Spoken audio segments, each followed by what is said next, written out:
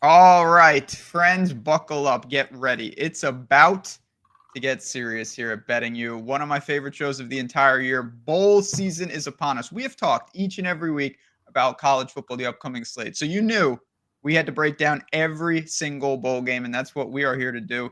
So sit back and enjoy because we're about to dive in. Ben Rasa, Matt Gajewski, the Betting You crew at Odd Chopper is here. We're going to break down our bets, talk about the personnel, give you some insight if you're into bowl pools, playoff games, everything in between, and also tell you about some of the exciting things we've got going on. I have been complaining to you. I had food poisoning earlier this week. I still feel a little shaky, but you know what? No days off. You must be excited, obviously. This is a wild time for college football. Yeah, some of the best, some of the biggest edges. Transfer Yes. portals open. Already 1,000+ guys in there. Probably I didn't check this morning. Probably close to 1,500 at this point. Coaching changes. Guys going to the NFL. Bowl season is the best and the worst for different reasons. No doubt about it. You mentioned potential edges if you're on top of it, and there is nobody who's more on top of this than you. So I'm really excited to get the information along with everyone in the audience, friends. If you're joining us for the first time, you missed the entire season, but that's all right. You're here. And welcome to Odd Chopper, all things betting. Please stick around, press subscribe. If you're a loyal listener, welcome back. Hit the like button. Helps us out. We're going to run this show up. We got a million games to get to. So we're actually going to start a couple things with the playoff games.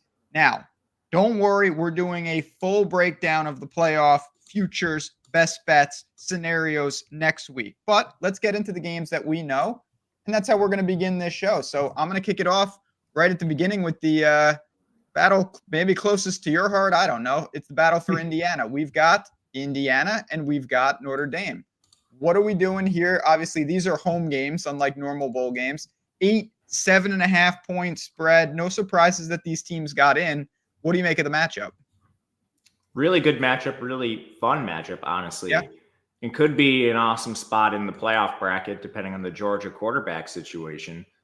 But in this game, I was a little surprised Notre Dame was getting, like their favorite by 7.5 points. I know it's a home game, but this should not be a very difficult travel spot for anyone who's an Indiana backer. You just have to fork up the coin for a game like this. But I think the argument for both teams is going to come down to strength of schedule. And neither team has played a competent schedule. Indiana, I think, has actually played the more difficult schedule, believe it or not, having played some of the middle of the Big Ten when you face teams like Nebraska and Washington and Michigan. All of those were wins, and some of them pretty resounding wins. That looks better than most of what Notre Dame played. The only blip on the radar you have for Indiana is that Ohio State loss, which wasn't particularly close. That will haunt them. It almost kept them out of the playoffs. But what does Notre Dame have on their resume? They beat Texas A&M, a team that was pretty good. However, they beat them with their backup quarterback. Connor Wegman was benched. They beat Georgia Tech, who's another one of their better wins. Haynes King did not play in that game, nor their freshman Aaron Philo. That was a Zach Pyron start, who ended up being their third-string quarterback. Then their two best wins are Service Academy. So I don't really buy the strength of schedule argument in favor of Notre Dame over Indiana. In Notre Dame's most recent game, they were soundly outgained by USC in the yards per play battle. The only reason they ended up winning that game is USC decided to start another backup quarterback, Jaden Maeva, who will not stop throwing the ball to the opposing team. So I actually think the strength of schedule stuff might favor Indiana. And when you have that in the balance, both of these teams are incredibly talented. They're both towards the top of power rankings. Really, the only thing I think you can do is poke holes in their strength of schedules. And honestly, I think the injuries have been a little more favorable to Indiana this year. They just lost one of their guards to an Achilles in practice, which was super unfortunate. But Notre Dame has 3 starters on defense out, and a lot of them have been out for most of the year. Jordan Botelho on the edge, and they just lost one of their premier freshmen, Kingston Viliamu Asa, who was one of the fill-ins for him. But Ben Morrison hasn't played much of the year. Howard Cross, a defensive tackle, has been out. Notre Dame's played a bunch of cupcakes, so you haven't noticed those departures. But I think Indiana catching 7.5 makes more sense here than anything else. What do you think? I'm with you. It is 7.5. I don't know if it'll test 7. 8 is basically gone. These playoff games are going to be fascinating. We've obviously never seen this, but to me, a lot of the questions about Notre Dame are the same questions about Indiana. And when I have situations like that, I tend to take the points. So Of all the bowl games in all the land, is it my favorite? No. Am I going to look a little closer at the playoff games next week? Absolutely. But I'm going to start with a dog just like you. Give me Indiana at 7.5. Of all the teams, and we'll talk about them in depth, but I'd say Indiana is the most likely of the four to win on the road for the first batch. I think that's probably true. Yeah. Maybe it'll be my boys who did get in. Justice was served. Thank you, committee, for not making me very, very, very, very upset about SMU. They made it. I'm very happy. Obviously, they should have made it. They did make it. And I got to go to Happy Valley. I don't know.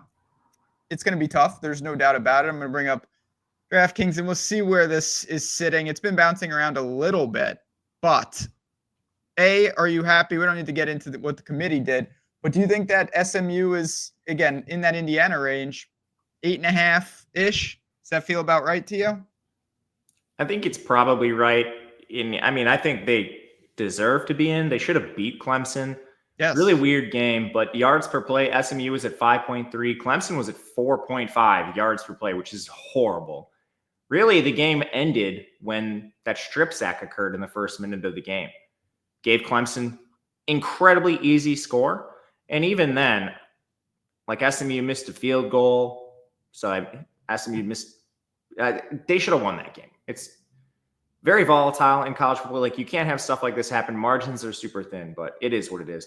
The real worry is now you play a real team. Anytime you're going to see like Big 12 play either the Big 10 or the SEC or the ACC, play the Big 10 or the SEC. I have a lot of questions with these strength of schedules.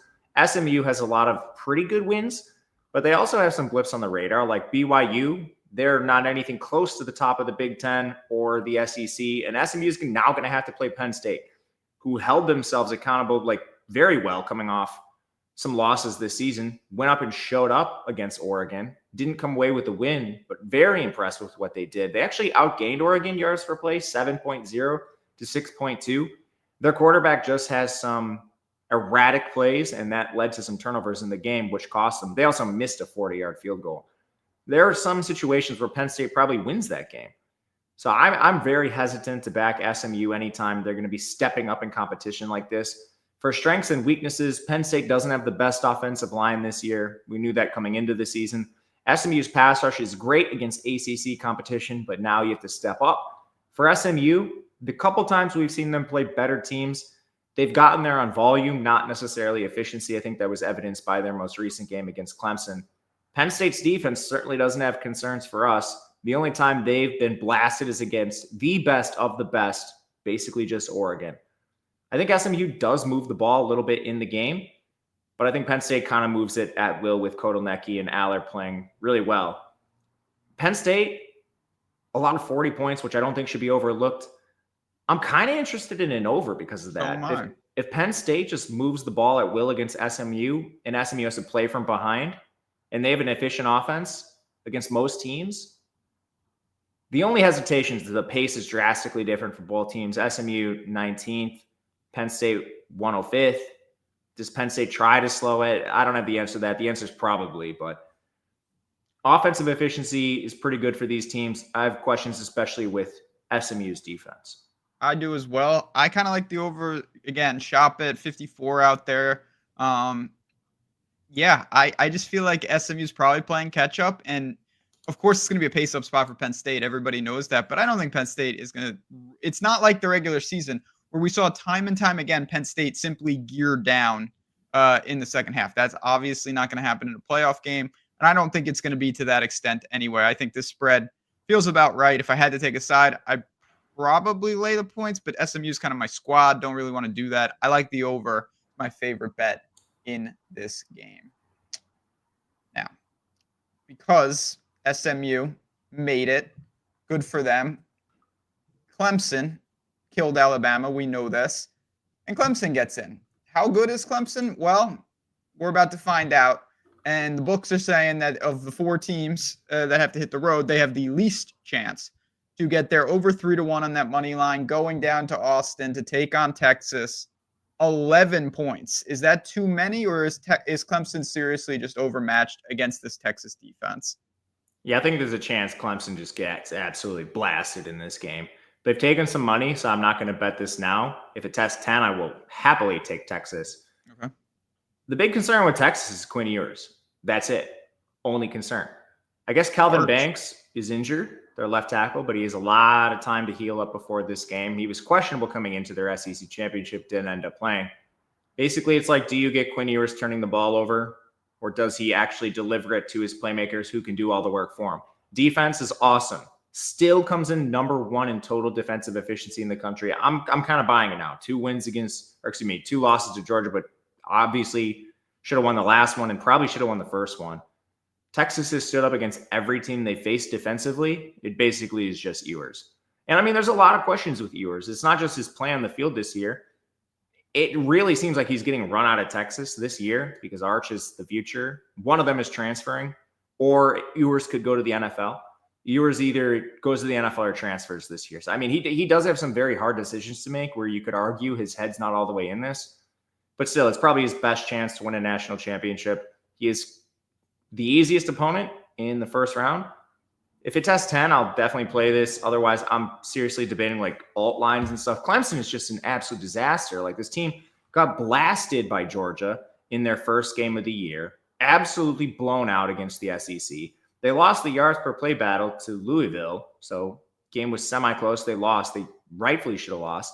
They lost the yards per play battle to South Carolina. That game should have been worse than the final score indicated.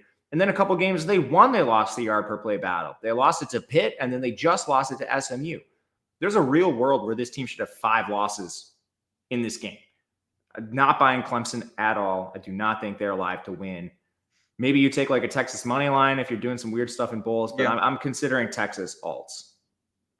It's hard to push back. I'm with you. I think that if you are looking for, either, and again, we're going to have the full breakdown of playoff games, so I don't need to rehash all this, but Texas alts, Texas money line, if you're doing pick'em contests, this would be the least likely upset of the 4 for me. Of the spreads, though, I'll be honest, this is my favorite coming up right here. And I keep getting myself into trouble with this team, but I guess I'll take them right to the end, and it may be the end for me and their coach if I get this wrong. I think Ohio State's going to look pretty good. It's down to 7, 47-point total, give or take. Obviously, shop it. What do you make of Tennessee? Do you think that they can – I mean, if I don't know how Ryan Day would survive if they lose this game. He probably won't. And my favorite bet was actually under Tennessee's team total, which is probably up at the number I was looking for, which is 20. Last time I looked, it was at 19. Let's see what we can find. It was at 19.5. Pretty juiced, taking money towards it going up to 20. But yeah, I mean, there's a couple angles that I liked initially. Ohio State minus the 7.5 at the time. You can find 7s now, as you mentioned. I like the overall under in the game. Ohio State plays very slow. Tennessee is an awful offense. More on that in a second. And then I landed on Tennessee under team total as the main play, largely just because Iamaleava has been mediocre at best against the good teams on their schedule. And you could honestly describe him as horrific. If you just look at the bowl teams that are on the schedule from this year, he's thrown 8 touchdowns and 5 interceptions. 4 of the touchdowns came against Vandy. 2 of them came against NC State. Iamaleava has been absolutely atrocious, and now he's facing the best defense that is on his schedule. This is a better defense than anyone he's played all season, including like Georgia. Ohio State's defense is awesome. The reason Ohio State has lost games has had nothing to do with them. It's largely been their QB, Will Howard. It's crazy how many of these blue blood programs have had trouble at quarterback this season, but Will Howard has been an issue for them. And I mean, he was the main reason they lost Michigan. They should have won the game. It was 4.3 yards per play to 4.0, but very, very close in terms of yards per play. You can't be messing around. It honestly came down to them missing 2 field goals. And so you end up with a loss against Michigan, and it looks horrible for Day. But yeah, man, I mean, a couple field goals and you win the game. I don't really know what he's supposed to do. Really, the answer is probably get a better quarterback in the portal than Will Howard, who is playing with 3 NFL receivers. I don't know how he can't figure this out and deliver the ball to them. You know, the honest answer might just be their offensive line has been so hurt. They lost Seth McLaughlin recently. They're already down 2 of their tackles. So maybe it's the pressure getting to Howard. That's definitely affected the blocking for Henderson and Judkins. But man, like figure this out on offense. Get the ball to your elite receivers, Ibuka, Carnell Tate, so on. Get it to them early and quickly. Tennessee's best skill is their pass rush. They do not have a great coverage unit. They were just absolutely blasted there a couple times to end the season, especially against Carson Beck. Nearly a first down every time he dropped back. I'm interested in Ohio State angles, but I think my favorite is Tennessee under their team total. Yeah, and you can get, I mean, again, obviously you keep going up, you're going to start laying more and more juice, but there's 19.5 at -120, 20.5 at -150. You can keep going. Obviously, there again, you want to shop these, but I hear you. I don't think Tennessee's going to have any success. I really don't. I think Ohio State's going to look good. I like Ohio State. I'm looking to bet them. Tennessee only got above 20 points in an SEC game twice. Three times. They were against Kentucky, Mississippi State, and Vandy. Yeah, Mississippi State doesn't really count. Mississippi State, yikes. The other two. I don't even think he had a good game in that contest. All his SEC touchdowns came against like Vandy. He had 4 in that game. Yeah, I'm not. Listen, I'm not buying what Tennessee's selling. I hate to be. They do have some injuries too, which I shouldn't gloss over. Brew McCoy was injured in their last game. Dante Thornton was injured in their last game. They obviously haven't had linebacker Keenan Peely all season long. So I also don't think they're very healthy. People will probably talk a lot about the Ohio State offensive line, deservedly so. It's a big concern for them as they go forward in the playoff. But yeah, I don't think Tennessee's clean. This is the game with the most injuries in the playoffs by far. It's going to be an interesting, like I said, of the 4, this is the one I'm most interested in. And we're going to do Betting You playoff edition next week. Fill out our brackets. And me, probably going to take Ohio State, even though they have the most brutal road. I certainly have them surviving and advancing. We're going to see where they go. Look at, there's like 5-1s out there for them to win it. I'm not sure I'm entertaining that per se, but maybe a little bit. But all right, we got about 35 more bowl games to get to. Buckle up. Here we go. But before we dive in, I wanted to mention something special that we're doing. Obviously, you guys have seen and probably been on and checked out what we've got going on the Tails app. It's our marketplace where all sorts of content creators are giving you more access to their Discords, to their plays, to their information. I'm on there, Matt's on there. We're all doing that. But we wanted to also make sure there was an opportunity for you guys. We're trying something out here. And what it is very simple. Instead of having to go through all this, and you can obviously always do that, we wanted to make something where it's just, hey, because I get this question all the time, Matt's sheets, Matt's information, the bowl season, can I just get that? And you certainly can. All that type of stuff you get right in the same Discord, and it's just a one-time purchase for bowl season. You can come on right into the Tails app. It's that simple. The information is on the screen. The link will be below. And if you want to sign up, you'll be in there for all bowl season. And you get not just player props, but information as it goes. You get into chat. Just a really fun time. I'm excited about it. I know you're excited about it. So I'll be mentioning that a couple times during the show. But that's the first. If you need to stop the show and listen to what I just said, it's right there. Really good stuff. Now, here we go. We're going to go in chronological order. So here we go. I'm going to try to read off what the bowl is, and then this is all you for some of these matchups. We get weird, wild stuff. And we start in the Salute to Veterans Bowl, of course. Why not? We've got Western Michigan and South Alabama. The game is on Saturday the 14th. Doesn't that seem early? Like, I thought Army and Navy had their own spot. Not with playoff expansion. Jeez, Louise, no respect. But talk to me about, obviously, Stolen valor. Yeah, seriously. I mean, what are we doing here? They salute to Veterans Bowl on Army Navy Day. Real smart, real genius in the marketing department. Mac and Sunbelt facing off. You've got South Alabama, and you know, I've seen them quite a bit. Gio Lopez and co. 7.5 to 8.5 point favorite. Is that where you're leaning? Yeah, that's where I lean. I think I'll start out by talking about each team and opt-outs and injuries. Sure. And funny enough, Gio Lopez did the whatever Wolf of Wall Street gif where he's not leaving. So good for him. They're the healthier team by far. The only guys I have flagged for injuries are right guard Reed Bays, and then they lost their slot corner Jordan Scruggs to the portal. He's their best defender, so that is important. But Western Michigan has more opt-outs, injuries, departures. Blake Bosma, their starting tight end. They lost defensive tackle Ontario Thompson, edge rusher Corey Walker, and one of their depth safeties, Lorenzo Williams. So they're a little bit more banged up. They also had Jaden Nixon, one of their running backs, only played 3 snaps in their most recent game. That's injuries for these two teams. But I'm just not really buying Western. I'm not sure who they beat all season. I believe they have 1 win against bowl-eligible teams. Their wins are against Ball State, Akron, Buffalo, there's the win, Kent State, Eastern Michigan, and an FCS Bethune-Cookman. You have 1 win against a team with a winning record, blasted in a lot of their other games, blasted in 3 of their last 4 games, including a Central Michigan loss. Like, this team is just atrocious. Their defense is outside the top 100. With South Alabama being relatively intact, we have full confirmation from Gio Lopez playing in this game. I think even Bays might return on the offensive line. I'm not sure Western Michigan has a lot of success against this. South Alabama's defense is 49-2. They're no slouch, and I'll trust Gio Lopez in this game with pretty decent skill position players too. Pritchett's awesome. The Voisin twins, it's their last game of college football. Give me South Alabama. I don't think I'm going to lay the 8, but for pools, I'm taking the favorite. I'm with you. Total agreement. We move to Memphis and West Virginia. Memphis is a 10-2 team. West Virginia is 6-6. Clung to the Frisco Bowl here. 4.5-point favorites for Memphis. I mean, their quarterback, Mr. Hennigan, if he's playing, because I honestly don't even know about personnel. Correct me if he's not. Whoever's back there should have a field day. West Virginia's secondary as bad as it gets. West Virginia secondary is very bad. It's also very injured. They had a lot of players leave their most recent game. Probably help them. Yeah, I mean, Aiden Garnes, Garnett Hollis, Aubrey Burks, Jaheim Joseph, they either got hurt in their last game or missed it. Those players were all starters. You only have 1 player left who's a starter. That's Anthony Wilson at safety.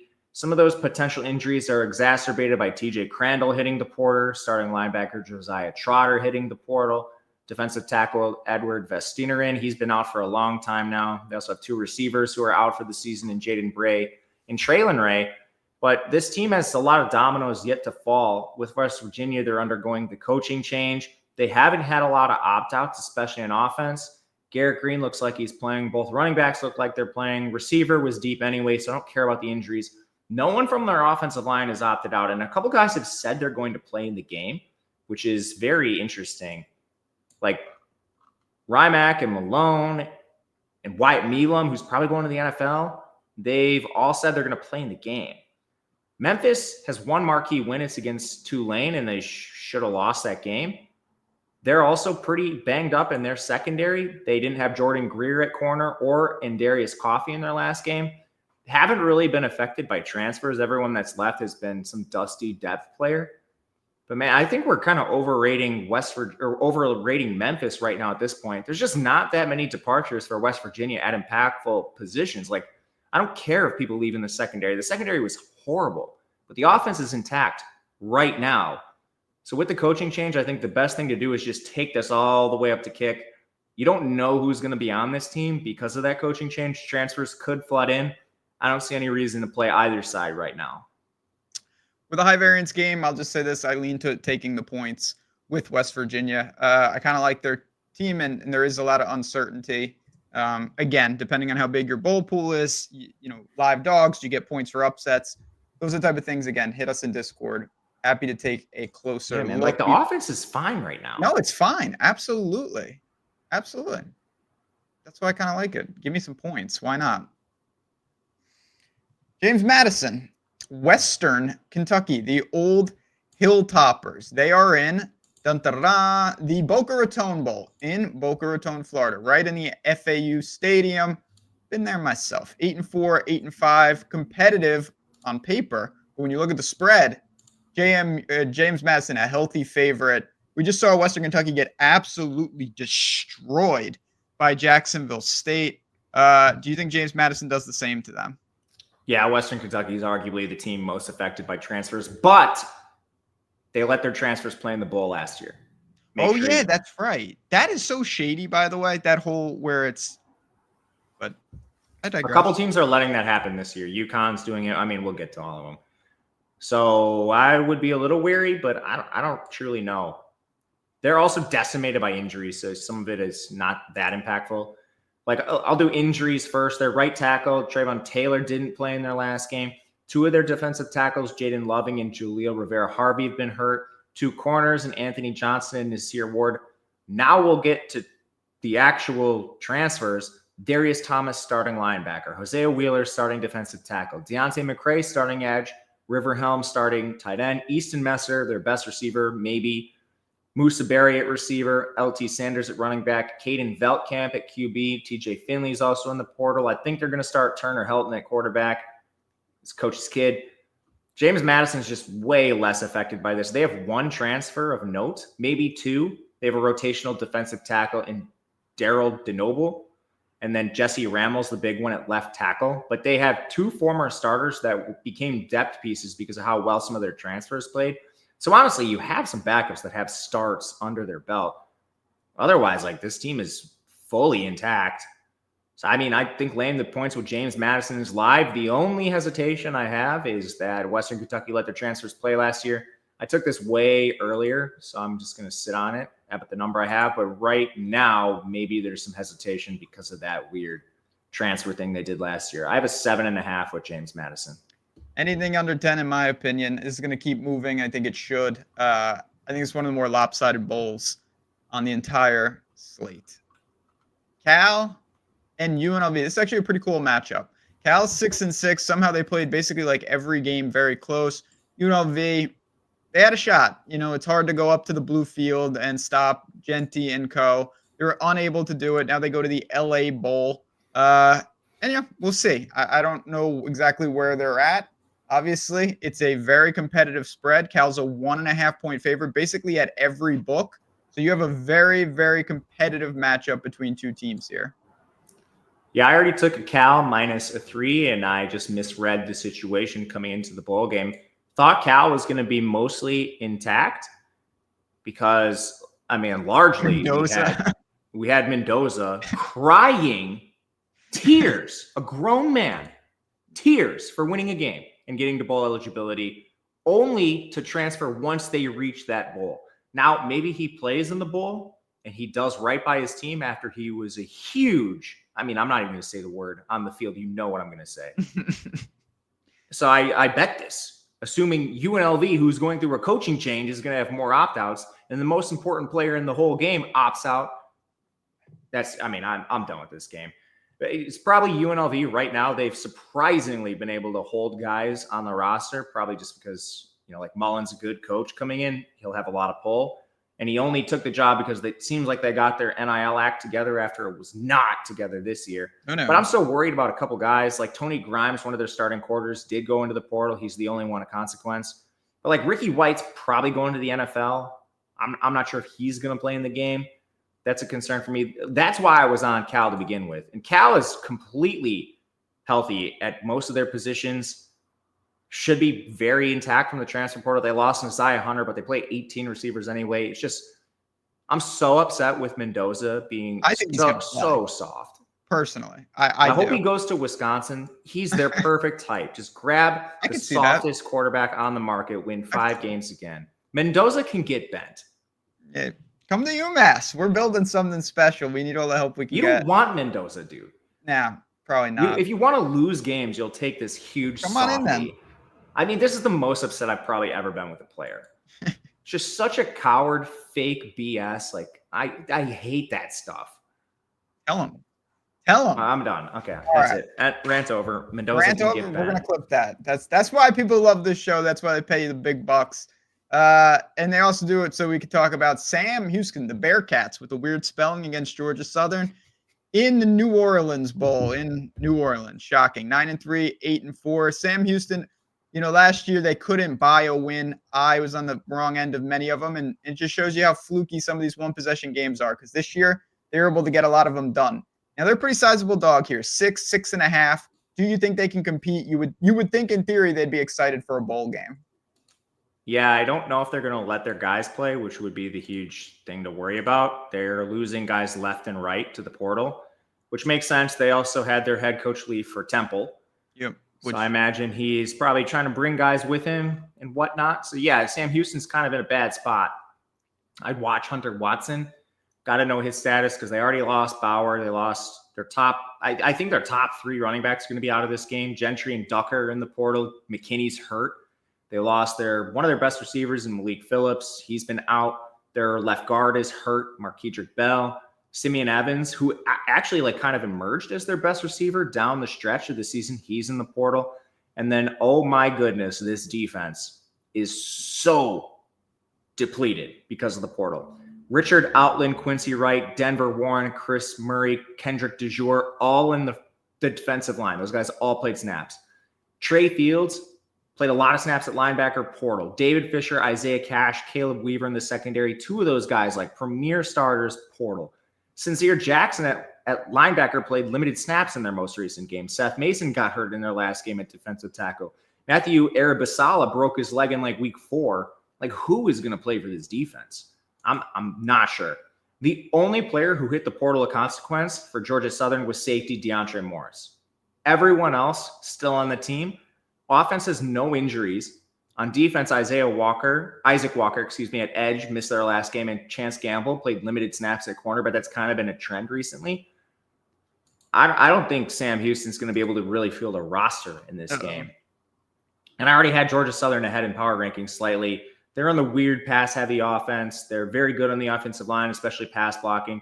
Sam Houston, I just don't know what they're really going to be able to offer with this defense currently right now. And they already had some problems scoring. So if you're going to take away all these defenders, like just give me Georgia Southern, I'll lay the points. I don't think this has moved enough. Yeah, I'm going to probably jump on this right now inside a touchdown. So this is why I love doing this, because you identify these spots. That does seem like a big problem. I love this team. It's just like I think Keeler is going to take a lot of guys. Yeah, and that happens. It's still a good year for them. We get two teams that are coming off really impressive showings. Jacksonville State and Ohio here in the Cure Bowl down in Florida. 3-point favorites for the MAC side. I'm interested to see what you think about Jax State personnel-wise. Again, obviously in flux with some of the big news. But what is the status of their players? Because at first glance, I've been pretty high on Jacksonville State all year. I think you wait on this game because both teams are losing their coach to bigger programs. So I don't know if every domino has fallen yet, especially Ohio. No one has left Ohio. They haven't had a single transfer of consequence. But you're losing Tim Albin. So do we think that's actually going to remain the case? I mean, maybe. And then Jacksonville State has shockingly only lost 2 starters, Reginald Hughes at linebacker and Zechariah Hoyser at safety. They do have some injuries on offense, but nothing really that we haven't known about for a while. Jaleel Birdsong, I guess, a rotational edge that barely played.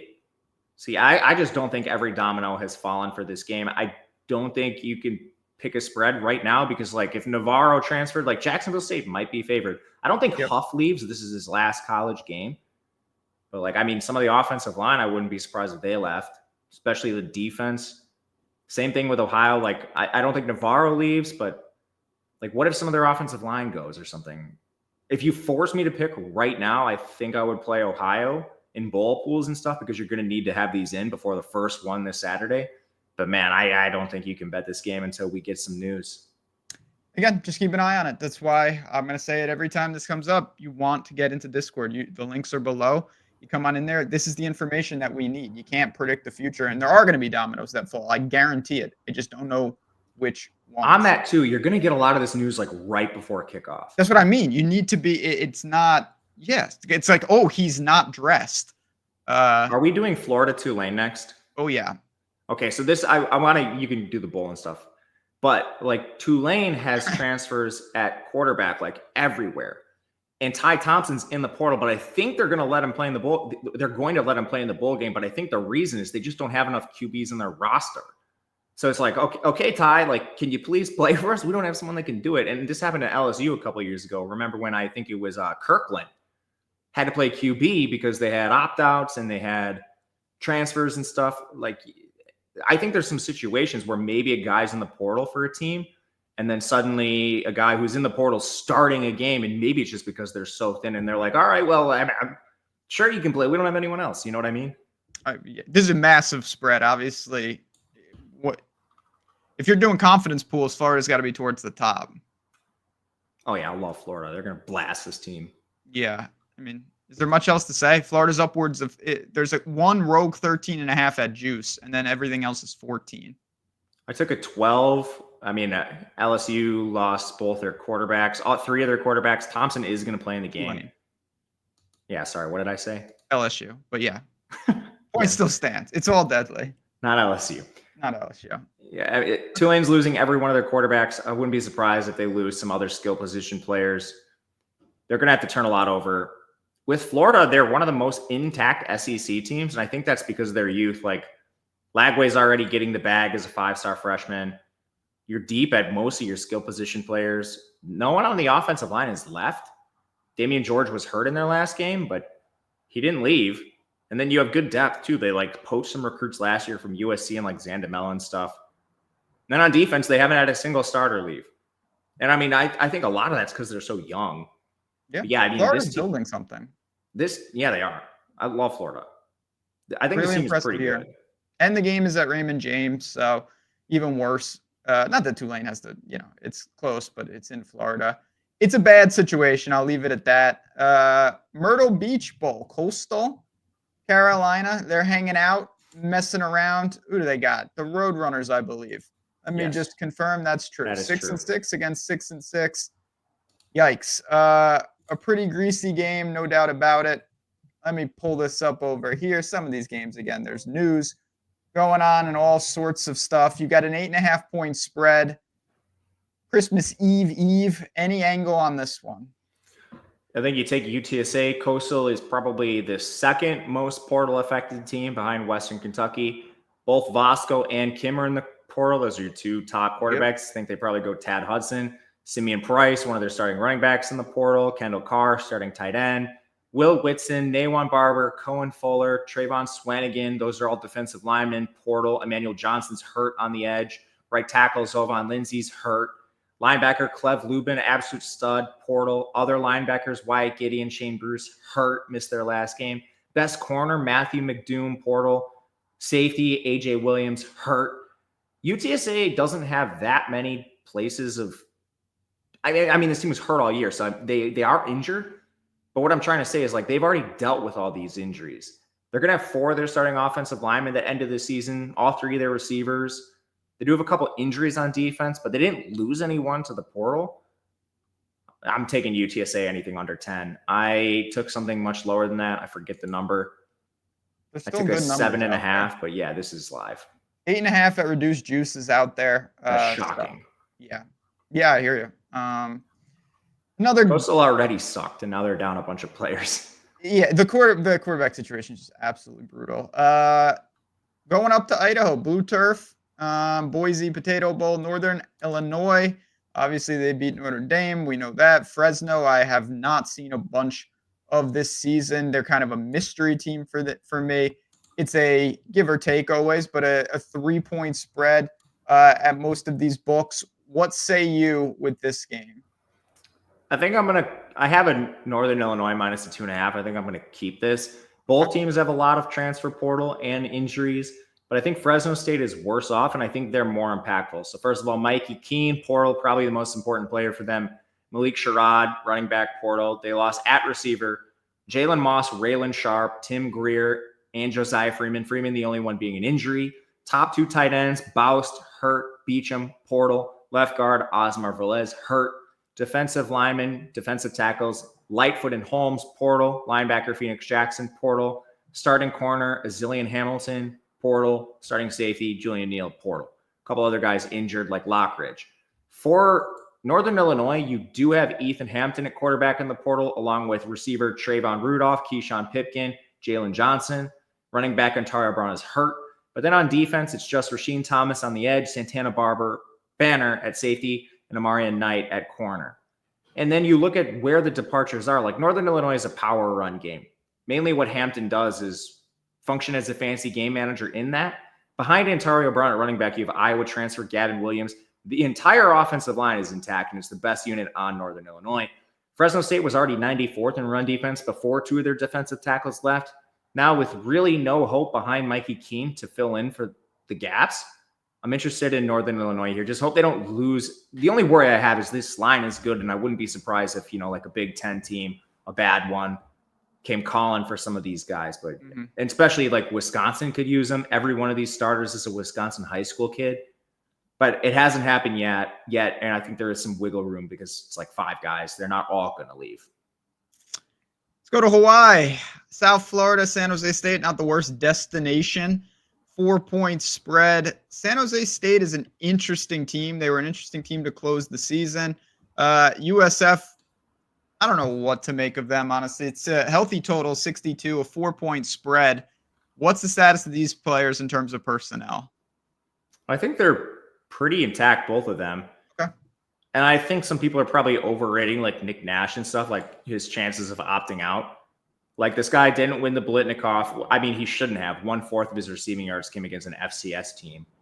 And he didn't even make the Senior Bowl. So like he's playing in like the East-West Shrine game or something. So I mean, he's clearly not highly thought of. He needs to play in this game to do something. There aren't a lot of transfers. Like Doug Eli blew at defensive tackle for South Florida and Tawfiq Bird at safety is about it. But Byron Brown's still hurt for Florida at QB. Don't think we see him. Archie's been fine, so who cares? And then for San Jose, the only guys that are gone are Michael Dansby at corner and Michael Dansby at linebacker and DJ Harvey at corner. So pretty intact teams. I'm interested in San Jose State, but I think people might be underrating USF and this team overall. I think their strength of schedule is much better. You know, like the Mountain West was horrible this year outside of Boise and UNLV. If you force me to take something, it would be USF, but it's probably a stay away. We'll watch and see if any other transfers occur or if Nick Nash makes a bad decision. I'm on the other side. I like San Jose State in the spot. I just don't know. Yeah, USF, I'm really interested to see what we get here. I think it's going to be a high-scoring game. I could see this one getting out of control, but both teams are really fast. Really fast. Tempo's good. I think it's going to get a little wacky. That's going to be one of these games. It's Christmas Eve. Enjoy yourself. Get it going. All right. Christmas Eve. Pittsburgh. What a gift. The game above Sports Bowl. Okay. The game is in Ford Field. Good for them. Pittsburgh and Toledo. Talk about playing at the speed of light, and credit to Pittsburgh. They made some strides this year. They were clearly weren't as good as the undefeated record early, but they did some good work. I'll give them credit. Toledo's a solid enough team. You think the MAC team can hang with the ACC team here? Maybe, because I don't know who's playing QB for Pittsburgh. You have Yarnell in the portal, and Eli Holstein was air casted off the field in their last game. So I think David Lynch is going to play. I don't know anything about this guy. I think they're going to be down their top 3 running backs, which lucky for them, they changed the red shirt rule. So Rodney Hammond can play in this game and preserve the red shirt.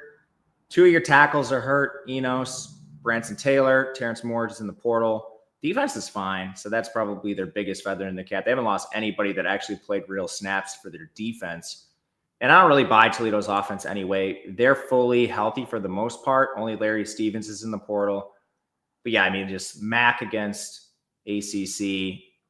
It's Pitt on principle. I don't think I can bet it just because whoever this David Lynch guy is playing QB, I'm just not buying that. What about an under 51.5? I know tempo night with me, but I think this could be pretty ugly. It could be ugly. I think all that comes down to is like, how much do you think this David Lynch matters to the spread? And there's a severe step up for Toledo. So like, what's the gap? Can Toledo have any offensive success against a fully intact Pitt defense? I'm kind of talking myself into maybe a Toledo team total under, because Pitt doesn't have anything wrong with the defense right now. What is the team? Do you know what the team total's at? I guess. Yeah, team total. Let's take a look. I've got it right here. I lied. I don't have it right here. They don't have it up, but I can do it in my head, implied total style. So 51.5 as a 7-point favorite. 22-28, basically. Oh, it's 7 points now? Toledo took that much money? Yeah, it's 7. Damn, it was 9.5 earlier this week, and I still thought Pitt was decent. Yeah, down to 7, 51.5, so that's like 29-22 implied totals, under 22. Yeah, I mean, you might consider Pitt at that. I would wait to see more stuff, like Bartholomew's in the Senior Bowl. Who cares? But there might be more dominoes to fall for Pittsburgh. Toledo, I don't really think you're going to see anyone leave. Next bowl, I literally can't see it. It's Rutgers and Kansas State, the Rate Bowl. Talk to me about the Rate Bowl and what we've got here. Rutgers is the team I would like to back if you could guarantee me some stuff injury-wise and with transfers and opt-outs. But with Rutgers, you have a ton of injuries, man. Like, that's why this team fell apart. They lost their top 2 tight ends. receiver Chris Long, Samuel Brown, change of pace running back, left guard and right tackle, one of their edges, one of their starting linebackers, one of their corners, and one of their slots, and Wesley Bailey, their other starting edge, transferred. I mean, not all these guys are going to play in this game. And what does Monangai do? Monangai is going to the NFL. I don't know if he plays in the game. I don't really see a reason for him to, but you never know.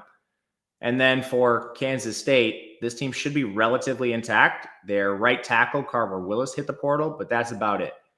So I think Rutgers is the better team, and I think by a decent amount. But they're going to be shorthanded in this contest against Kansas State. So I'm probably going to be just waiting, see what dominoes fall. Does Monangai play? That's going to be huge for the game. And if he does, I'll probably play Rutgers +7 and maybe even consider them to win the game. But you can't take it right now. For bowls, I think you just play it safe. Take Kansas State on the assumption that Monangai probably opts out.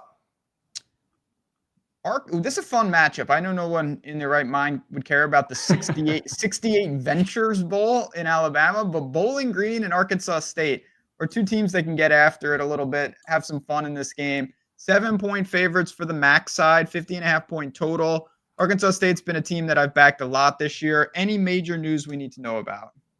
Well, it's irrelevant. Bowling Green's letting their transfers play. Okay. So I don't know if they all will, but Will Schlager at right tackle, Jalen Tillman at receiver, Terrion Stewart at running back, Joseph Sipp at linebacker, Dier Kelly. Those are the transfers. But Bowling Green made an announcement that they can play in the game. And Harold Fannin announced his intention to play. So that's worth all of those guys. Absolutely. It's going to be fully intact, Arkansas State for the most part. They haven't had any starters enter the portal yet. And their only injury of note was Elijah Zollicoffer at right guard. I guess Jaden Jones on the edge was someone to note too. But I think Bowling Green is vastly better than this team. I'd wait and see if you can't get like a 6.5 or something. But with Bowling Green allowing transfers to play, and I mean, sometimes, the fact that Harold Fannin plays in the game doesn't mean he's going to play the whole time. But yeah, I mean, it looks like Bowling Green's fully intact. Army. I just made that up. Navy and Oklahoma, 8.5-point spread here. Armed Forces Bowl. You get some extra time to prep for the triple option. Can Oklahoma simply stifle them like we saw some of the better teams do to Navy? What is Navy's situation? 8.5-point spread, 43.5-point total. Yeah, we'll talk about both Navy and Army. They have a game to be played, of course, against each other. But the one thing about these service academies is they're not going to have transfers. You kind of just have to worry about injuries. Navy has their right guard, Cam Nichols, hurt, and corner, Andrew Duhart. That's it. Oklahoma is one of the teams most affected by the portal, but I'm not really sure it matters a lot. Like Jackson Arnold's in the portal. He's been benched this year. All of their receivers are in the portal. They were all hurt anyway. Like none of these guys were playing. I think your starters are going to be 4-star Zion Kearney, 4-star Ivan Carrion, and Jacob Jordan, maybe Zion Reagans. That's basically what's been happening anyway.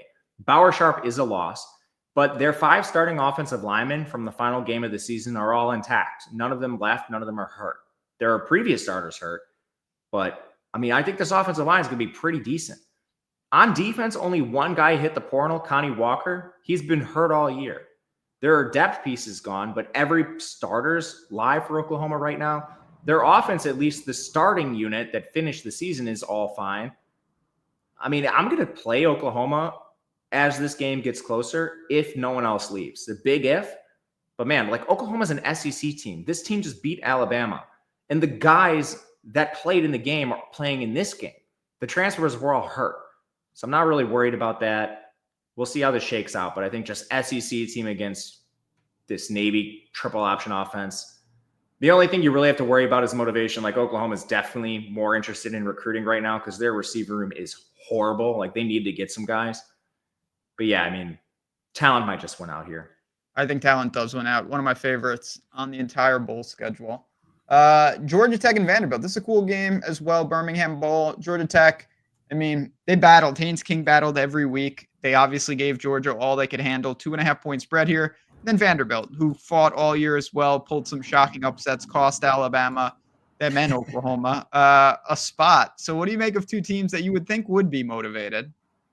Yeah, I think they will be. It's Diego Pavia's last college game after he lost his appeal. Only guy they lost on offense was Gunnar Hansen at left tackle to the portal, outside of some depth guys. Devin Lee at defensive tackles, their only loss there. Georgia Tech has a few absences. The biggest one is Eric Singleton Jr. Maybe I think he's going to go to Georgia. He's currently the #1 transfer in the entire portal. They also lost their left tackle, Corey Robinson.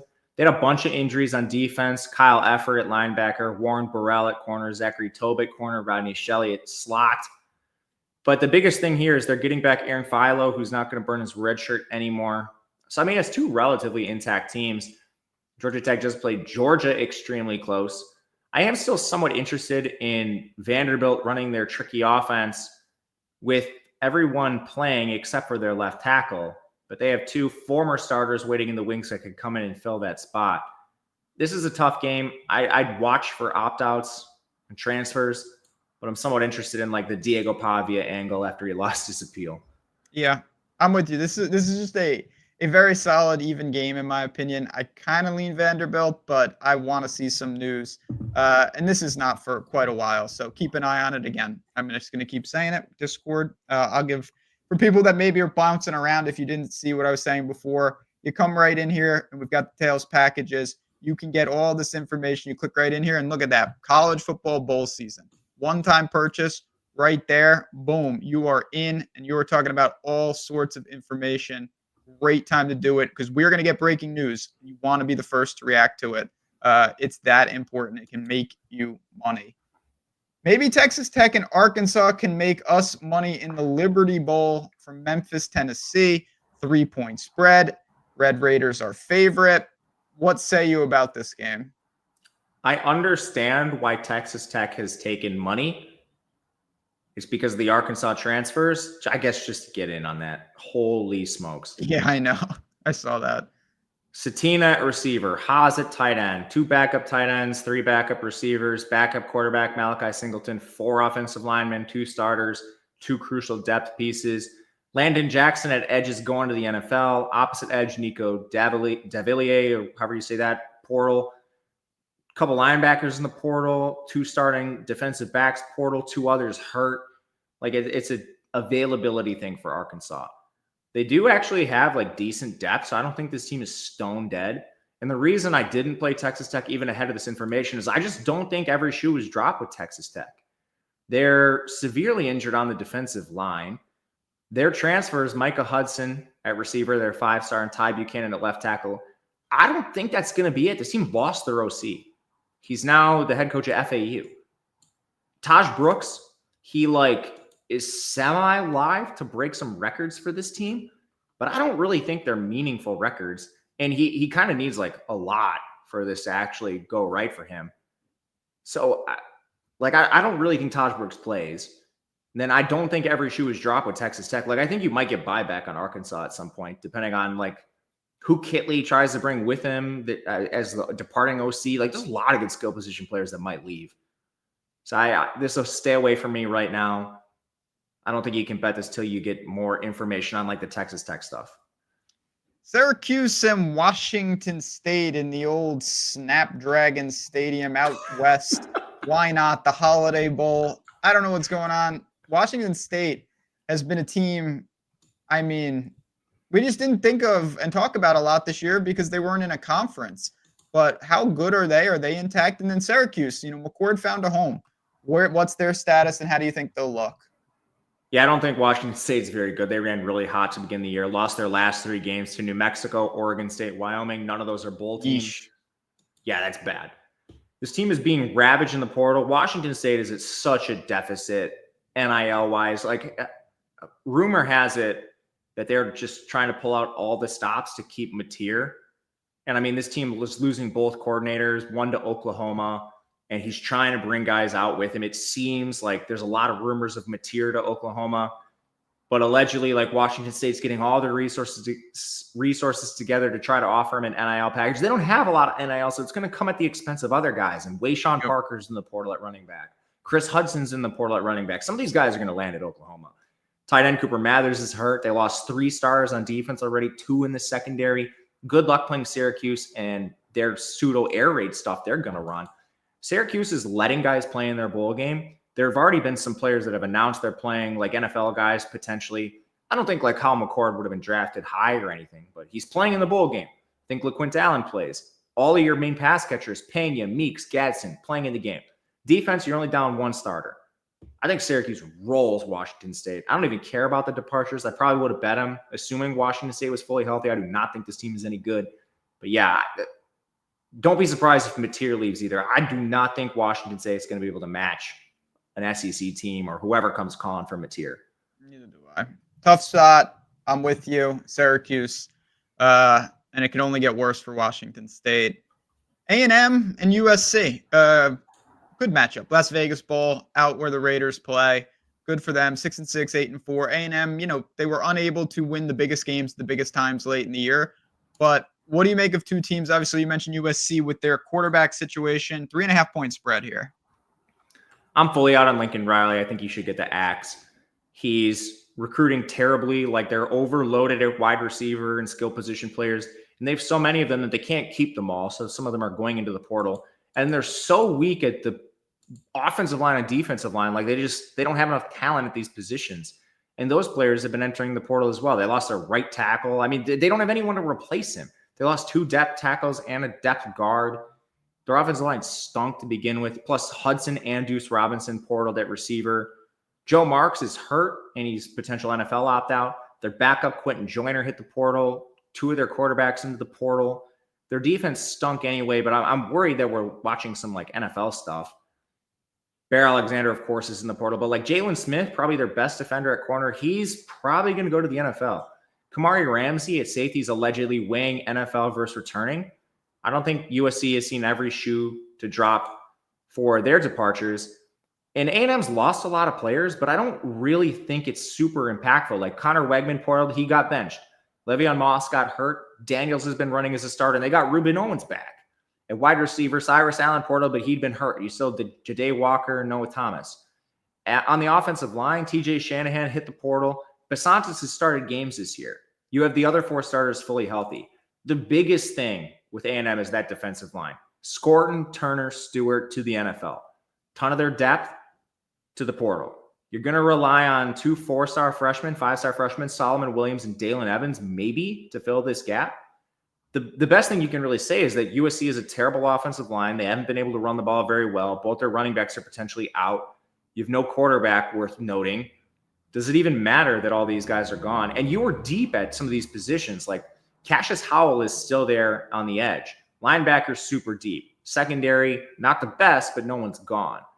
I think Texas A&M is the side I want to look to here. I could be talked into an over as well. If you think those defensive line absences to the NFL allow USC to score, the game is a decent pace. It's around average. And I think Texas A&M scores on this horrible USC defense regardless.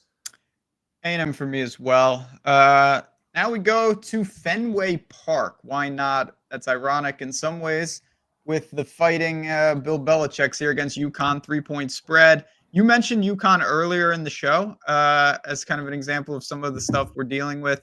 Again, this is a competitive spread. Both teams have made news for different reasons. What do you say here? UConn's letting their transfers play, and I think you generally see the coaches take 2 different approaches to the portal. The first one is they take it as a personal attack. Like, oh, you didn't want to play for our program. You can't play in the bowl. Good riddance to you. Or UConn, they did a press conference, all these teams do, but he basically said, like, it's nothing personal with the players. Like, I know how this goes. You're trying to maximize your worth while you still have playing potential. If they still want to play for us for the bowl game, we're going to let them and then wish them the best luck as they go out the door. So a lot of the portal guys for UConn are playing. This team should be fully healthy, and it's a good quality UConn team. Play a lot of actual decent opponents tight, no injuries on offense, a couple on defense that shouldn't really matter. But I'm watching North Carolina closely. We've already had some of their portals withdraw. Aiden Banfield at guard went in the portal, and now he's back. I think a lot of these starters that decide to stay are going to get, I don't know, salary bumps if they do decide to stay because they have just like a war chest now, apparently. I don't think they're still not going to compete with like the Bamas and stuff of the world, but it's going to be probably a salary jump for some of the players that stay. With that said, I don't think Omarion Hampton plays at running back. Their quarterback position's a disaster. Criswell's not good. You do have 2 offensive linemen in the portal, and some of your depth is gone. Like their highest recruit, Andrew Rosinski, at tackles in the portal. That's a disaster. Amari Campbell in the portal at linebacker. And Kymon Rucker got hurt in their last game on a semi-dirty play. So It's still pretty dicey for North Carolina right now. And obviously Belichick's not coaching the bowl. So I'm kind of leaning UConn, but I don't really want to say for certain because I'm not sure who Belichick's going to try to pull back out of the portal with all this money they have. Weird game. Again, it's late, this is after Christmas, so we have some time. We'll let it marinate. It's at 3 right now. I also lean UConn. UConn's like plus 130 on the money line. Could be talking to something like that. Yeah, not in love. Pinstripe Bowl. We go from one baseball stadium to another. Boston College and Nebraska. 2.5 points spread. Nebraska, I don't know what they're maybe it's progress, maybe it's not. I guess we'll see. BC, I also don't know what's up with them. They had flashes this year. A competitive spread, a low total. It's going to be an ugly game. Yeah, it might be. I think Boston College might have a lot of opt-outs. And I don't think Nebraska is going to. This is their first bowl game in a million years. They have not been able to reach bowl eligibility. So I think this is actually like an accomplishment for Rule and their staff. Like, you kind of hang your hat on it. They don't have any opt-outs on offense. I think that makes sense. Like, Real is a freshman. A lot of these players weren't great to begin with. I guess on defense, Prince Will Umamilan is a huge loss. They're freshman 4-star. But they were rotating a lot of players back there to begin with. And, Tommy Hill potentially leaving for the NFL. He was already hurt. So I don't think that matters a lot. I'm waiting on Drew Kendall, Ozzie Trapilo, and Donovan Izaraku on Boston College. These guys missed this game. I'm hammering Nebraska. These are 3 NFL players, 2 on the offensive line. And Izaraku's been one of the best edges in the country, kind of out of nowhere for this team. I mean, you remove 3 potential NFL players. I don't know how you just don't smash Nebraska instantly. Castellanos is already gone. Grayson James has been decent, better than I thought. Baby. I thought he was going to suck, but he's been better than I thought. So yeah, I mean, I'm waiting on the NFL decisions for Kendall, Trapilo, and Izaraku, which has not come through yet. Louisiana and TCU is a big spread, 12.5 points out in New Mexico. Louisiana got crushed in their conference championship game, but keep in mind, both quarterbacks, we knew one was hurt, and they lost one during the game. The game just got away from them. Marshall ended up running it down their throat. What do we, the dust kind of settles here. What do we expect from Louisiana and from TCU? Both teams should be pretty healthy in this game. I think Wooldridge is going to come back, which is big for them because their third string just could not play. No. They could not move the ball whatsoever when they lost Fields. They do have some opt-outs. Running back Draylen Washington, fortunately, that's a position of strength. He's in the portal. Terrence Carter at tight end hit the portal. Harvey Broussard at wide receiver hit the portal. Robert Williams at receiver was carted off in their last game. That's it. On TCU, the only thing I'm really watching is Savion Williams and Jack Betch are both going to the NFL. Do they play in this game? Allegedly, they're going to try to give it a go. Both of them were hurt towards the season, but it's one of those play for your teammates, which is, a big meta this year. People like to talk about bowl games not mattering. We'll get to some of these higher profile teams that have a lot of NFL talent actually sticking around. But at the end of the day, I'm not sure it matters. Like, you're going to J.P. Richardson, Eric McAllister, who's been awesome in a rotational role. Dylan Wright, a starter from last year who's barely played this year because of injury. He returned in like week 9, and he was behind Betch and Savion at that point. Like, those guys were playing so well, you couldn't take them off the field. Wright was awesome last year. Like, this team is completely fine. I think they're going to be fully healthy in this game, and we don't know about Wooldridge. He might not play. I'm going to take this down to the wire and probably play TCU, but do it at the efficient line once we know that information. Like, I don't want to bet 12 right now and have Wooldridge play and then 10 be available to me, basically. No doubt about it, and I think that is a scenario that could come to fruition. We got the Pop-Tarts Bowl. Of course we do. Iowa State and Miami, 2 teams that, were right there and they didn't make the playoff. Maybe there's a hangover. Maybe there's personnel changes, 3.5 point spread for Miami. What say you here? Any major things to note? Not really. Both teams unaffected by the portal, shockingly for Miami. But I mean, they're spending they have some of the deepest pockets in the country. They're keeping guys around. Ward and Martinez are both playing in the game, starting quarterback and running back. Ward is like, he's not going to win the Heisman, but he's a finalist. He's rumored to be like a potential top 5 draft pick. Him playing is huge. Becht is playing next year for Iowa State. He's not transfer portaling. at the end of the day, like Miami is a significantly more talented team than Iowa State, more than 3.5 points. I think this line is kind of baking in some potential opt-outs, which I don't think we see. Miami is fairly young. They're keeping everybody. No one's in the portal. And their NFL guys like Restrepo, Martinez, and Ward are allegedly playing. I'm with you. Miami for me as well. Personnel talent disparity. Miami of Ohio and Colorado State in the Arizona Bowl. Miami of Ohio, again, MAC championship didn't really go the way I was hoping in that game. But Colorado State, 3-point spread here. Colorado State's a weird team. They transitioned. They were running the ball pretty heavy late in the year. What do you make of a matchup here between, two conferences that don't clash up a lot? Really tough game. Yeah. Miami, Ohio lost their top 2 receivers, Reggie Virgil and Javon Tracy. They lost their left tackle, Will Jados. They lost their best corner, Rayon Strader. They lost his replacement, William Hardick. So a lot of guys to replace. Plus Eli Blakely, one of their starting safeties, has been hurt. And Luke Evans, the starting corner, got hurt in their last game. So you might be down 3 or 4 starters, depending on how you look at it in the defensive backfield. Colorado State has no receivers left on the roster. Torrey Horton hurt much earlier this year. Goffney hurt. Caleb Goody and Jamari Person both into the transfer portal. My biggest question is, does that matter? Because you're going to be playing a bunch of dusty receivers, but they've been pounding the rock on the ground for much of the year. Miami, Ohio is 59th in run defense. And when they do throw, their secondary should be very vulnerable considering their portal departures. I don't think Miami, Ohio really moves the ball. They were already 114th in passing. Now their top 2 receivers are gone. Run games facing a very stout Colorado State run defense at 37th. I'm interested in Colorado State plus the 3, if that's still there. It's there. Yep. What do you think? I also am interested in it. I think that if you're looking for in a pool and you want to be different and you're talking about straight wins, I think this could be one of the few dogs that, you don't want to get crazy with them. I think Colorado State easily could win this game. I have this basically as a toss-up as well. Now, this game I have no idea on. This is the Military Bowl, East Carolina and NC State. What say you here? East Carolina's had kind of a weird year. I don't know. It's a mess. You've talked about at one point, I believe their quarterback was throwing interceptions or turnover-worthy plays at an alarming rate. Who is under center for these teams and overall who's out there? Yeah, that was good old Jake Garcia, who's been benched. He was benched, like ECU fired their coach midway through the season. They made a QB change and they won every game the rest of the way, basically. And then they hired their interim. So I think that does a good job with keeping guys on the roster. They did lose Chase Sowell, their wide receiver 1. They lost 2 starters on defense. Zachy Barker at linebacker and Isaiah Brown Murray at corner. CJ Mims was a rotational defensive tackle. But that's about it. Pretty good roster retention considering they have a coaching change. And then NC State, I guess the only real guy they lost was Kevin Concepcion, their elite receiver who's going to probably get the bag.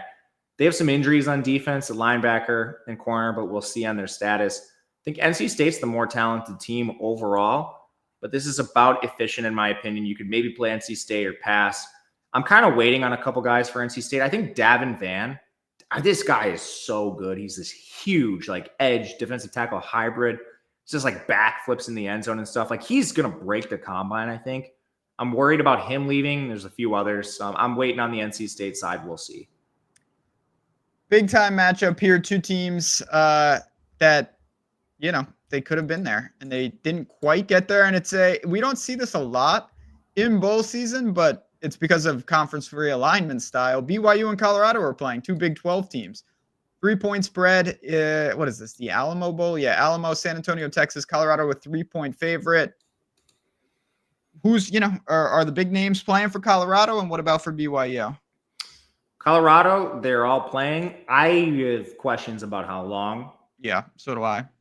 So I'm not playing Colorado for sure. And this is the premier live spot. As soon as you see Hunter and Shedeur exit the game, I'm probably hitting BYU live.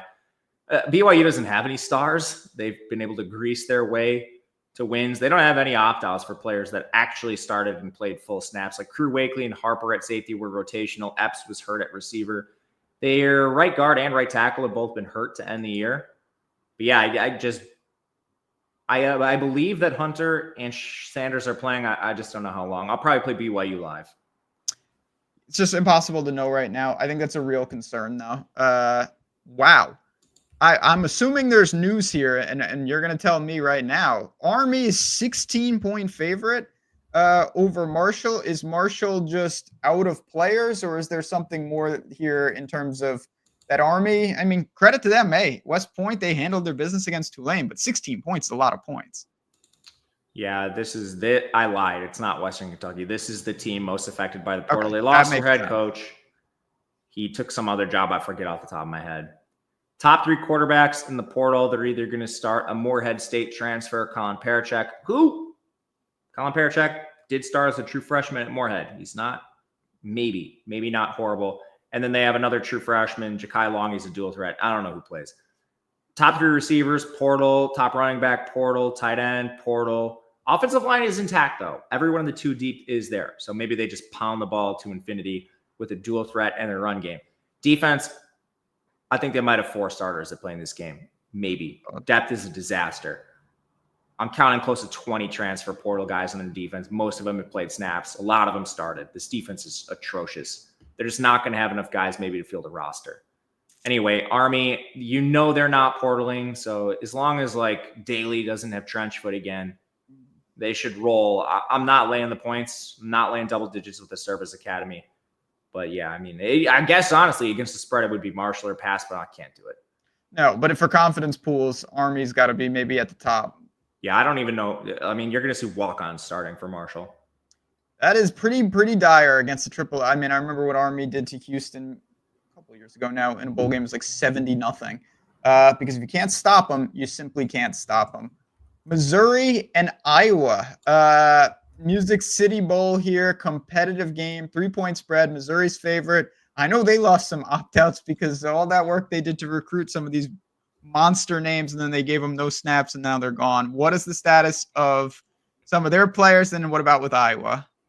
Yeah, I mean, you can look at that 2 ways. First of all, like landing a 5-star is great. I'll just say this. You need to play your 5-star. Yeah, in this world, yes. If you don't play your 5-star, they're going to transfer. And this could be a positive for Missouri. Maybe in practice, they're just like, damn, this guy's not a 5-star, shouldn't have been a 5-star, and you missed. And you'll miss on some. Plenty of 5-stars have missed. And if that's the case, good on them, because then they didn't pay a lot of money this next year to a guy who stinks. But I was surprised that they didn't play him, because like they played Luther Burden right away as a 5-star. But anyway, there's a chance he sucked anyway. Who knows?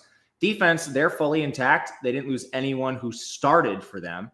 So that's a feather in their cap right away. Offense is a different story. I don't think Burden or Membu, their right tackle, are playing in this game because they're going to the NFL. But I do think Cook plays. I think the running backs play. Weiss is not opted out. Cooper got hurt, so you're going to see some young guys play at receiver. But I'm kind of excited for that. Like, let me see 4-star Courtney Crutchfield get some snaps, like a la Marvin Harrison from a couple of years ago when he hadn't played. So I'm kind of excited about Missouri in the bowl. Defense is intact, and offense is at least interesting because of the depth they've built. Iowa's a disaster. I think Jax Stratton's playing at QB again. Like, what the hell was Iowa doing this year? McNamara portal. Sullivan hurt. James Reesar, they recruited a 4-star QB in the last cycle, which they never do, and they changed his position. Smart. Like, and that's another, like, maybe he just sucked. I don't know. But how do you change one of the few 4-star positions at QB, especially, and change his position? Anyway, Caleb Johnson's not playing in this game. Their right tackle, Jennings Dunker's hurt. Jamari Harris at corner is not playing in this game. The losses for Iowa, I think, are going to be more impactful just because this team doesn't recruit. They don't build depth. Their depth is built through reps over and over and over again. They're always an old team. But when you force young guys to play in a bowl game, I have a lot of questions with that. They have not been seasoned enough in this spot. I don't think Jax Stratton's any good. I will probably take Missouri. I don't see any reason to right now because money's coming on Iowa. And plus, that gives you some potential fallbacks in case there are opt-outs. The Relia Quest Bowl. 2 big names, of course. Obviously, the stakes aren't overly high, nearly as high as they've been, in the past. Alabama, Michigan, 10-point spread. Alabama was the bubble team. What's the status of, the Milrose of the world? How do you think they'll look in a bowl game? No word on Milroe. Michigan, I think, is going to have a lot of players not in the game. Mason Graham, defensive tackle. Kenneth Grant, defensive tackle. Will Johnson at corner, Colson Loveland at tight end. Those are your NFL candidates. And those are the top candidates. Like those guys are the potential like first and second round picks. I don't think any of them play. Then you have deeper guys on this roster too. Like both Edwards and Mullings, a running back, are going to the Senior Bowl. Do they play in this game? I don't really know or think so. Quarterback is terrible anyway. Tyler Morris is in the portal. They lost their center to the portal. Some depth pieces are already gone. I think Michigan's going to be pretty shorthanded. Bama, I don't know. They haven't made any announcements. DeBoer did a press conference and said he expects most of the NFL guys to play. So Milroe, but Shedeur Sanders question, how much is Milroe playing? I don't know. Some of their offensive line, do they all play full snaps? Luckily, like Ryan Williams and Jeremy Bernard should both play full snaps. Bernard's just not good enough not to, and Ryan Williams a freshman. Defense, they got a ton of young guys too, so they should be pretty healthy down there.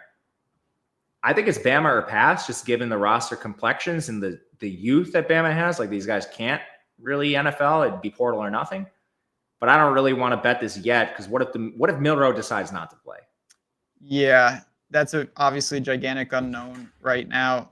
It's sitting at 10 too. I don't think you need, if it was at 9.5, maybe there'd be more urgency. And again, shop it. I just have DraftKings up right now. These lines will continue to feed into Odd Chopper as we get closer to the games. Louisville and Washington, the Sun Bowl out in El Paso in UTEP's backyard. Why not? Louisville's a 2.5-point favorite. Washington took a major step back this year. That wasn't a surprise. Louisville kind of did what they do. What are the status of these teams? Do you see any threes? It's pushing there. Louisville is -2.5 at -115 on the screen right now. I don't see any. I haven't seen any, but I wouldn't be surprised if you get one at some point. I think I would take a 3. It's probably going to come back at some point, I would think. Yeah, I would. Washington has been mostly unaffected by the portal. New coaching staff. This was their first year, so I'm not terribly surprised. They benched Will Rogers for Damon Williams in their last game. Not really too worried about that. The only transfer portal loss has been guard Memelar at left guard. Excuse me, I probably said that twice. But Jonah Coleman, I think, is back, so that's positive for them. Louisville lost Shug, who decided he's going to prepare for the draft. He's basically their only major loss. I would be curious whether Ja'Cory Brooks plays in this game. I think there's a chance he doesn't play. But they can get back Colin Lacey, who missed most of the year, first due to injury, and then he preserved his red shirt. He can play in this game now. But I think their quarterback is going to be either Pierce Clarkson or Harrison Bailey because their main backup, Brady Allen, also portaled. It's probably a stay away. I'm semi-interested in Washington, assuming they're not crushed by portal stuff in the next couple of days, but I don't think they're going to be. This might be one I just wait and see on, but I'm interested in Washington. We'll see. Yeah, I mean, just search for a 3. I think you're going to have time to find it. We've got the Citrus Bowl out in Orlando. South Carolina, they had some playoff equity. They finished the season really strong. I'm a big fan of Shane Beamer in general. 9.5-point spread against Illinois. 48-point total. SEC, Big Ten. What do you see here? Interested in South Carolina. Illinois' Pat Bryant is not playing in this game. They had 4 main defenders injured too in their last contest. Rosiek broke his leg. He's not going to play. Seth Coleman, Caleb Patterson, and Terrence Brooks all also didn't play. And we need Luke Altmaier to play in this game because both backup quarterbacks portaled. But right now, the offensive line is healthy. It's kind of just Pat Bryant. I'm nervous because anytime you remove a player, especially Bryant's caliber, like the offense could just torpedo. Yep. South Carolina doesn't have a single starter in the portal right now. And this was a very young team, transfer-laden team. Tons of good recruits actually playing. They put together an amazing NIL package to keep Dylan Stewart. I'm trying to play the SEC angle in as many games as I can and back these SEC teams as long as they haven't been pillaged. Interested in South Carolina, going to wait on it. Couple more games. And again, as I always mention, you're going to be watching this at various points in bowl season. If you have any questions at all, at JazzRazBets on Twitter, at Matt_Gajewski. We're there. We're available. Of course, we're in our respective Discords. We just have so much going on here at Odd Chopper, from the tools with Portfolio EV to the marketplace with Tails to just general content. We're super excited of how quickly we're growing. It's because of you guys. So I want to say thanks. We still have a couple more games left, but if you have any questions, you certainly let us know. And we get almost to pick them here in the Texas Bowl. A 1-point spread, Baylor and LSU. Oh, this is greasy, but what do you got for me? This is a weird game. Yeah, it's going to be interesting. Sorry, someone's taking the trash out right behind my. Yeah, it sounds bar. mysterious. I like that. Yeah, it's going to be loud in a second, so my apologies. LSU's in a weird spot where they're keeping some guys and other guys are portaling. Garrett Nussmeier's back next year, which is huge for this team. They have enough receiver depth where I'm not super worried about Daniels portaling. Lacey has not made a decision. I think he probably leaves, but Thomas, Hilton, tons of 4 and 5 stars behind him. Not the biggest concern. I just don't know what this offensive line is going to look like. You have 4 guys leaving. Are they going to play in this game? Will Campbell, Dellinger, Frazier, Jones. A lot of them have declared for the draft, but haven't said one thing or another on the bowl. I tend to think they're not going to play, which could leave this offense very shorthanded on the offensive line. They have 3 guys who've ever started a game and played snaps. The defense kind of stunk to begin with. They played better down the stretch, but Sage Ryan is in the portal at safety. Perkins has been out for a while. Their D-line is seeing some guys portal. Deshaun Womack, who's a pretty decent recruit for them, formerly is gone. But Baylor is like, do we trust Baylor playing an SEC team? Baylor was giving up 40-plus points to West Virginia and stuff.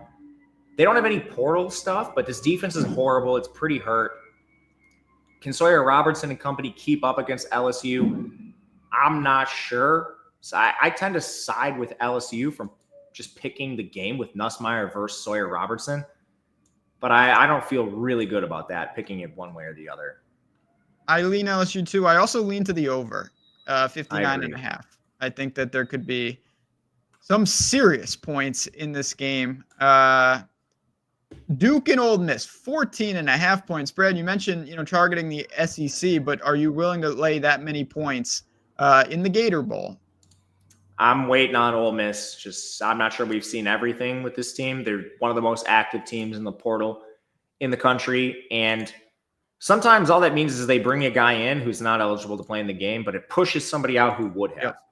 Yep. So I'm waiting on some of this stuff here. Only absence is really just Trey Harris, but he's hurt anyway, so his draft status doesn't really matter. Otherwise, I think Dart's playing in this game, allegedly. I would guess he does. He's live to finish with some records. But defense is fully intact for this team. I mean, assuming players don't get pushed out, Ole Miss is the side. Duke is down their top 2 quarterbacks. I think Henry Bellin is going to start this game. They don't have a lot of other portal entries, but this just happened with Duke. They went out and they got Mensa from Tulane, and then they pushed out Malik Murphy. Mensa can't play in this game. Nope. So you're going to be starting a dust ball against an Ole Miss defense. It's Ole Miss or pass.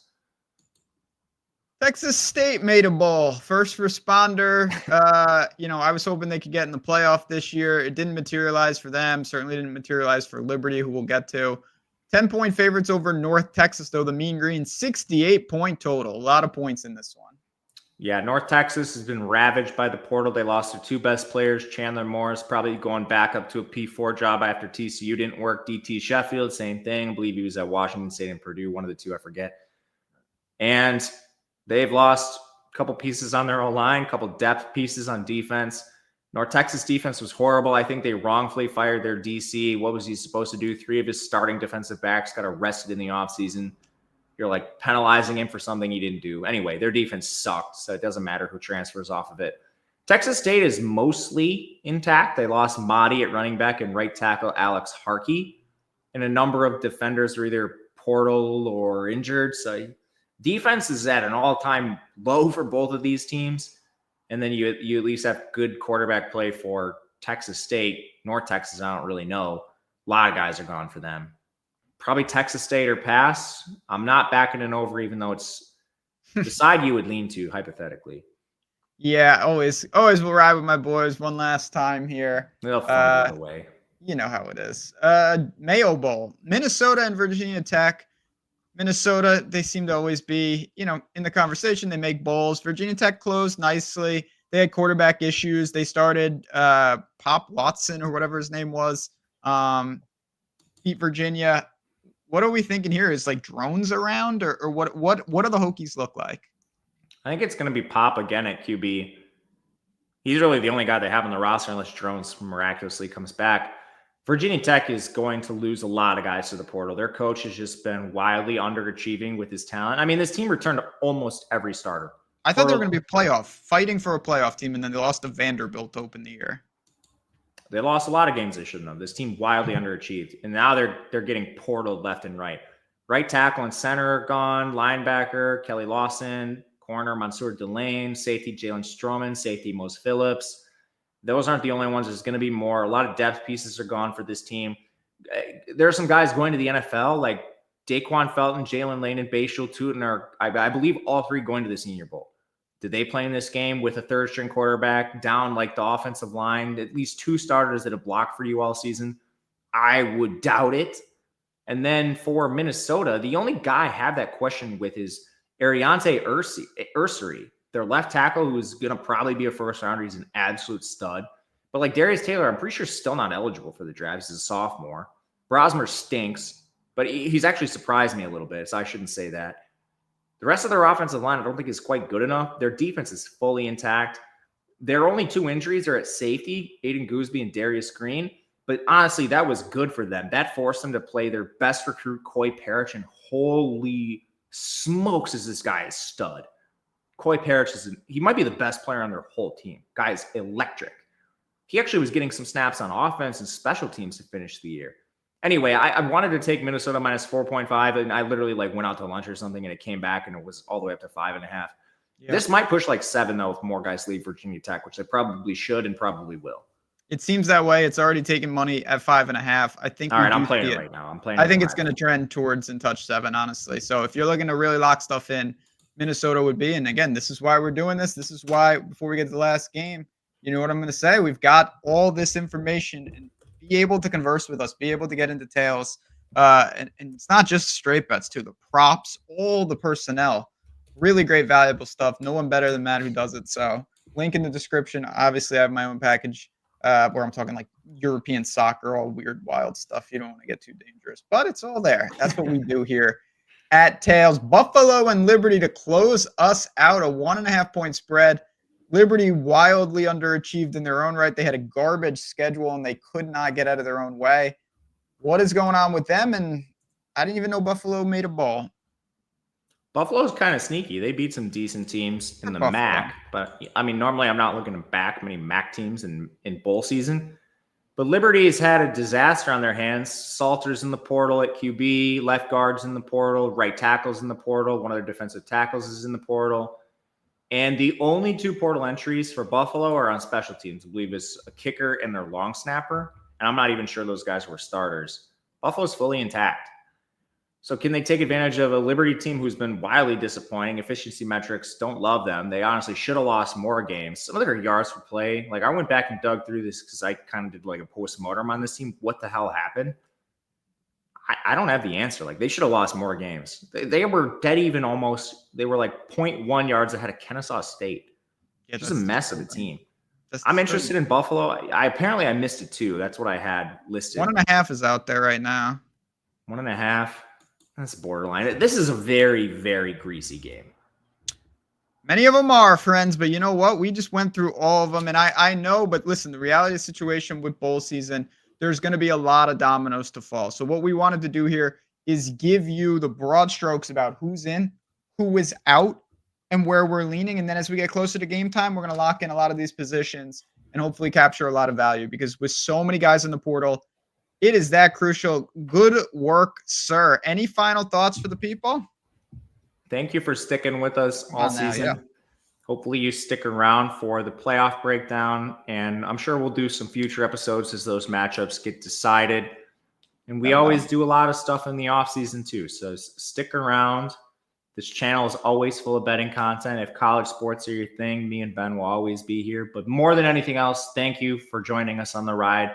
Can't tell you how much we appreciate you. Well said. And yeah, you're not going to be devoid of content. We're going to be doing playoff breakdowns, all sorts of things. Maybe I'll find a way to coax you into talking about the best team in the country, which is UC Davis, who keeps being underdog in the FCS playoffs. And I don't really understand why, because they're going to win again. I probably should have. Well, we'll see. It's locked in on the tape now. I think they're a dangerous team. See if they can take down South Dakota State and Montana State, if they can survive in advance in that bracket. But you know what? March Madness will be here soon enough, and we got plenty more college football right here, right now. Hope to see you in Discord as well, but good luck. Enjoy bowl season. Talk to you soon.